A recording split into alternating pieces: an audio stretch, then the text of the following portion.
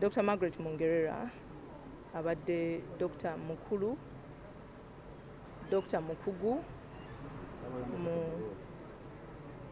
mu speciality gye bayita psychiatry.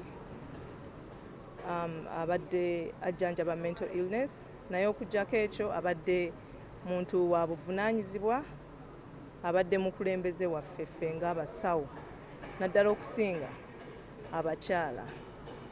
Yatusomesa bangi, yatumentoringa okutulagirira ki ekyokukola, n'atuyigiriza okufuuka bakulembeze. Tukoze naye ebbanga ddene, kya nnaku nnyo nti tufiiriddwa Dr. Mungerera.